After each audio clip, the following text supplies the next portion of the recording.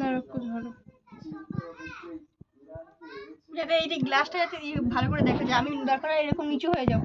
বলো। এবার ঠিক আছে? হ্যাঁ রে বাবা, কর না, মাথাটা গরম করে দিচ্ছি।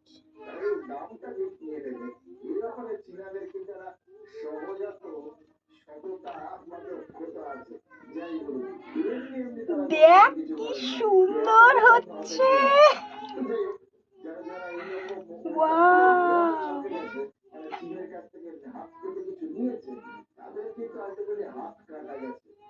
নে বন্ধ করে দে। দারুণ লাগছে কি তুমি জানো? এ রুমা, তুই কি করলি? গ্লাসেই তো ফোকাস হলো না, আর আমার মুখটাকে তুই তেড়িয়ে বেঁকিয়ে ধরেছিস। একটা ভিডিও করতে বললাম, তার একদম পুরো ষষ্ঠী পুজো করে দিলি। দেখ কিরকম মাতালের মতো শুরু করে দিয়েছে ঘরের মধ্যে।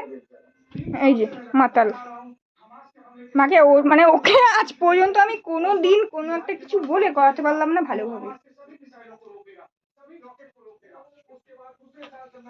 ইডিয়েট গুল্লি মারো। তোমরাও যখন এরকম ভিডিও করো তখন কি তোমাদের সঙ্গে এরকম হয় নাকি আমার একার সঙ্গেই হয়? একটু কমেন্ট করে জানাও তো। যদি তোমাদের সঙ্গেও হয় তাহলে না হয় মেনে নেওয়া যাবে ব্যাপারটা, যে না ঠিক আছে এটা কম বেশি সবার সঙ্গেই হয়। আর যদি আমার সঙ্গে হয় তাহলে তো দুঃখের কোনো শেষ নেই।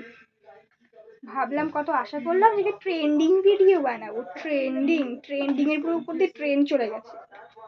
আমি প্রতিদিন রাতের বেলা উঠে খাবার খাই, তুমি জানো? তুমি জানো প্রতিদিন রাতে মানে এই নেশার জন্য ভিডিওটা পুরো গোলমাল করে দিত। চলো বাই। কি আর কি না, সত্যি সত্যি বলছি।